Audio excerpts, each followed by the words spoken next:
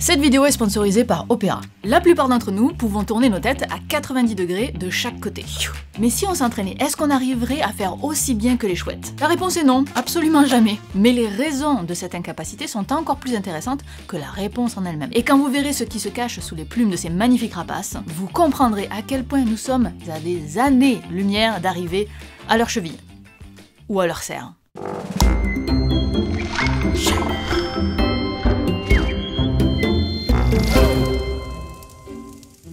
Elle, c'est Mimi la chouette. C'est une chouette hulotte qu'on avait secourue quand j'étais petite. Une fois soignée, s'était envolée et avait ululé pendant des années dans la haie de cyprès qui entourait la maison d'enfance. C'était un animal sauvage, donc j'étais surtout intimidée par cet animal. Et à l'époque, j'avais pas du tout fait attention à ses prouesses cervicales. Pourtant, il y a vraiment de quoi.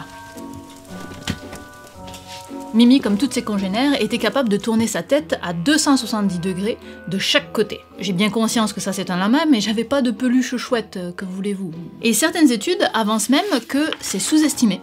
Leur anatomie leur permettrait techniquement de faire plus d'un tour complet. Et nous, si on n'en sera jamais capable, même en passant toute notre vie à faire du yoga ou des étirements, c'est parce que ce n'est pas une affaire de muscles, c'est anatomiquement impossible. Cette vidéo est sponsorisée par Opera. Opera, c'est un navigateur web gratuit, et personnellement ça faisait des années que je le connaissais, mais c'est la première fois que je le télécharge, et je le trouve vraiment super bien, parce qu'il a plein de fonctions qui sont vraiment en natif dans le navigateur, il n'y a pas besoin d'extension ou de moyens détournés pour arriver à faire les choses. Je vous montre. Par exemple, ça m'arrive super souvent d'avoir besoin d'avoir 2 pages côte à côte pour pouvoir travailler à la fois sur mon texte et sur la référence de base. Et d'habitude ce que je fais, c'est que je mets un onglet dans 2 fenêtres différentes, puis je les mets côte à côte avec les raccourcis clavier, mais comme j'utilise Windows et Mac, c'est pas les mêmes raccourcis clavier, donc je m'emmêle les pinceaux et je me retrouve à resizer les fenêtres, mais les fenêtres, elles se mettent tout d'un coup en plein écran, puis après faut les sortir. Là, avec Opera, regardez, je fais un petit clic, glisser, je le mets sur le côté, c'est terminé, j'ai déjà le double écran. Oh. Ensuite, je sais qu'il y a beaucoup de gens qui travaillent avec de la musique, et là, vous avez un panneau latéral où vous pouvez contrôler votre musique directement dans le navigateur. Si je veux faire pause, je vais juste ici, pouf, pause. Tout simple. Et pour ceux qui aiment avoir leurs logiciels qui sont un peu à leur image, pour le coup avec Opera, vous pouvez vraiment pousser les thèmes, les couleurs, il y a vraiment beaucoup d'options. Il y a aussi une autre option que j'adore, c'est le groupement automatique et intelligent d'onglets. Donc là par exemple, je suis dans mon script de la vidéo que vous êtes en train de regarder là sur les chouettes, et si je clique sur tous mes liens, vous voyez ici là, ça les a regroupés ensemble, et si je clique sur ma petite barre, hop, ils sont tous regroupés, et si je reclique, ils sont dégroupés. Et ça c'est en natif, c'est directement dans le navigateur. C'est trop bien. Ils appellent ça le Tab Island dans Opera. Pour celles et ceux que ça intéresse, je sais que c'est très à la mode en ce moment, vous avez de l'IA générative qui est directement intégrée dans le navigateur, qui s'appelle Aria, et donc vous pouvez poser vos questions et vous pouvez aussi créer des images. Dessine-moi un humain avec un coup de chouette. Intéressant. J'ai aucun code promo à vous proposer puisque c'est un navigateur qui est gratuit, donc allez le découvrir via le lien en description. Personnellement, moi j'ai 2 ordinateurs et je suis passée sur Opera pour les 2 ordinateurs. Vraiment c'est chouette, hein. Il y a des vraiment belles options. Est-ce que vous avez déjà vu une chouette toute nue, sans ses plumes, juste son squelette? Parce que je vous avoue que ça m'a pas mal surprise. Parce que elle qui a l'air vraiment bourrue avec aucune jonction entre la tête et les épaules, et bien en fait là-dessous, il y a un coup. Et pas un petit coup. Alors pour être exact, ici c'est un grand-duc d'Amérique, soit un hibou, pas une chouette, mais les deux sont des rapaces qui ont cette capacité à tourner leur tête vraiment beaucoup, et on va s'autoriser quelques petites approximations ici. Donc on parle de tous les rapaces qui ont une grande amplitude de coups. Voilà. Et je me rends pas compte si vous avez l'habitude, mais cette image-là, ça veut pas dire que le crâne de l'animal a été abîmé, ça peut être juste un défaut d'imagerie. Et quand j'ai vu le squelette de ces chouettes, en fait, finalement, j'ai tout de suite pensé aux vautours du livre de la jungle, où on voit qu'ils ont vraiment un très long cou, et je m'attendais pas à retrouver ça chez les chouettes. Bac scientifique, Spébio, option Disney.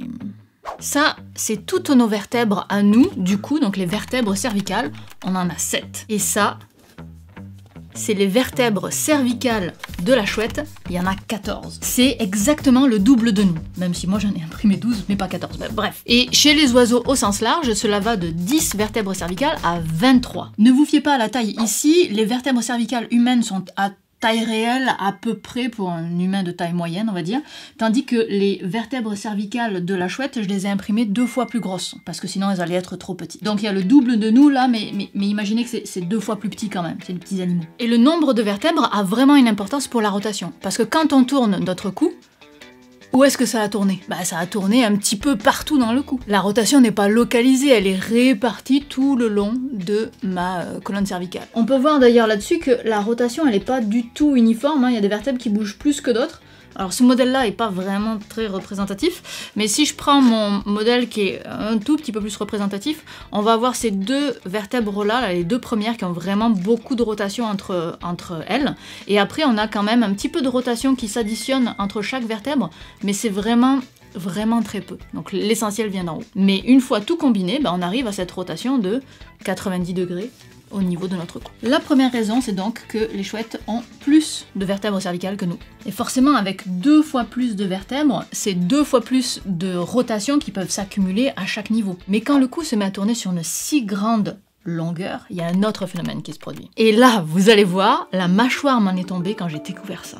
Ce que je vais vous montrer, c'est un modèle numérique du squelette d'une chouette qui a été mise dans un appareil d'imagerie pendant qu'elle était dans sa rotation maximale au niveau du cou, mais rotation maximale normale. Et ce modèle vient de ce papier qui est passionnant et qui date de 2023, donc quelque chose de très récent. Donc on s'apprête à voir l'anatomie dans une contorsion qui va vous sembler vraiment extrême, mais qui ne l'est pas pour la chouette. Donc je vous préviens au cas où vous êtes sensible à ça. Regardez comme c'est fou.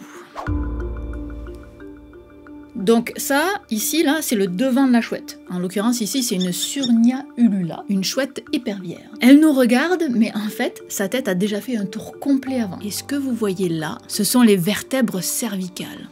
Regardez-moi ça, cette torsion. C'est extrêmement impressionnant. Les cervicales, là, elles font une torsion au point où ça s'embobine. C'est exactement la même chose que ce qui se passe quand on tord une corde. On la tord, puis vous voyez, à un moment donné, elle finit par s'embobiner sur elle-même. Et ça, c'est exactement, là, ce mouvement-là, c'est exactement ça qu'on voit dans la colonne cervicale de la chouette. Non mais c'est dingue quand même. Moi, je trouve ça malade. Je trouve ça fou. Il y a quelque chose que vous pouvez remarquer aussi, c'est que quand la corde s'embobine, donc on voit ce mouvement d'embobinage de la corde, mais vous voyez aussi mes mains, elles se rapprochent l'une de l'autre, et pas parce que je les rapproche volontairement, c'est parce que c'est la corde qui m'amène à faire ça, parce que je la tords. On a la même chose dans le cou de la chouette, c'est-à-dire que quand elle s'embobine comme ça, on va avoir la tête qui rentre un petit peu plus dans les épaules. Donc maintenant que vous savez à quoi ça ressemble quand on enlève les plumes, regardez la chouette qui tourne sa tête. C'est subtil, mais sa tête se déplace un peu sur le côté. Ce qui est attendu forcément avec un enroulement comme une corde. Ce qu'on voit pas par contre, c'est le fait que la tête rentre dans les épaules, mais ça c'est parce qu'on n'a pas d'image de chouette, en tout cas j'en ai pas trouvé, qui tourne sa tête jusqu'à ses limites de rotation. C'est vraiment dans les derniers degrés de rotation que cette contraction se fait. Donc si on reprend toute la rotation globale du cou, en fait c'est une combinaison de rotation mais surtout de flexion entre les vertèbres. Vous voyez, cette vertèbre-là, elle est plutôt fléchie par rapport à l'autre vertèbre plutôt que tournée par rapport à l'autre vertèbre. Sur nous, ça donnerait à peu près ça. Je vais faire comme je peux, ok? Plutôt que de faire une rotation pure, comme celle-là, on combinerait plutôt une extension du cou, puis une flexion latérale, puis une rotation. Et donc là, si je fais les trois en même temps, ça va nous donner plutôt un... Et au final, je vais beaucoup plus loin en combinant les mouvements que si j'avais juste fait une rotation pure où je suis bloquée à quasiment 90 degrés, quoi. Bon, c'est sûr que c'est un peu moins impressionnant que nos amis les chouettes. Voilà. Mais quand même, au sein de mes verticales, là, j'ai amorcé à peu près le même processus de torsion vertébrale que celle de la chouette. Paradoxalement, le nombre de vertèbres et leur rotation individuelle pourraient amener à plus de rotation que nous, mais en fait, la chouette, elle n'utilise pas vraiment ce potentiel-là. Elle l'a, mais elle ne l'utilise pas. Sur le modèle de la chouette avec le cou embobiné, les vertèbres ne sont quasiment pas tournées les unes par rapport aux autres. Il y a donc tout un potentiel de rotation individuelle, mais c'est l'embobinage qui prévaut. Et il y a quand même un autre élément majeur, qui est à la jonction entre la colonne et le crâne, que je n'ai pas ici. Chez nous, cette articulation se fait en 2 points, donc il y a 2 endroits de connexion entre la première vertèbre et le crâne. C'est ce qu'on appelle une articulation en selle. Et l'articulation en selle, c'est son nom pour de vrai parce que ça ressemble à une selle de cheval. Donc j'ai représenté ici l'articulation de selle de cheval, de façon plus simple, sans un crâne et une vertèbre, mais ça ressemble à ça. Et donc pour nous, ça veut dire qu'avec cette articulation, c'est super pour pencher la tête en avant et en arrière, mais par contre pour tourner, c'est un peu limitant. Et pour la chouette, regardez ça. Vous voyez là, il n'y a qu'une seule protubérance osseuse sur le crâne. Ça veut dire qu'on a une liaison de ce type, c'est-à-dire une liaison rotule. C'est la liaison de la liberté rotationnelle, on peut tourner dans tous les sens, et c'est à cet endroit que la chouette est capable d'avoir localement le plus de rotation. Cela dit, même si avec une rotule, en théorie, on serait capable de tourner à l'infini, pas seulement de s'arrêter à 360 degrés, cette articulation-là ne permet d'obtenir que 40 degrés de rotation chez la chouette. Et ça, c'est parce que quand les os tournent, ils entraînent avec eux la moelle épinière, les vaisseaux sanguins, les nerfs, les ligaments, les muscles, etc. Même la trachée, qu'on voit d'ailleurs sur le modèle. Si on tourne trop d'un coup à un seul endroit, on risque de tout péter. C'est donc vital, littéralement, de répartir la rotation à plusieurs endroits et de mettre en place des techniques pour protéger ces structures fragiles. Regardez, ça c'est une vertèbre cervicale humaine, la toute première d'ailleurs. Je vais plutôt utiliser une représentation dessinée pour que ce soit plus simple à montrer. Donc dans cette vertèbre, il y a 3 trous. Le gros, c'est là que passe la moelle épinière, donc tout le système nerveux, et les petits, c'est là que passent les artères vertébrales qui alimentent le cerveau. Bref, que des éléments importants. Et le trou que vous voyez en plus ici, ça c'est juste pour articuler ma colonne vertébrale, il est fictif, c'est juste parce que c'est un modèle 3D que je l'ai. Maintenant, qu'est-ce qui se passe si on se met à tourner une vertèbre par rapport à l'autre? Passé un certain point, la moelle épinière et les artères vont commencer à être prises dans un ciseau ici, d'ailleurs on appelle ça du cisaillement justement, jusqu'à potentiellement les abîmer ou même les casser, parce que c'est fragile ces petites choses-là qui passent ici. Ce qui est certain, c'est que plus les vaisseaux sanguins sont éloignés de ce centre de rotation, de cet axe, plus c'est un problème. Forcément, puisque ça implique un plus grand déplacement, donc une plus grande torsion ou un allongement des vaisseaux sanguins. Si mon centre de rotation est là, et que ma vertèbre est ici, même si je tourne autour de ce point, ça se déplace qu'un tout petit peu, comme ça.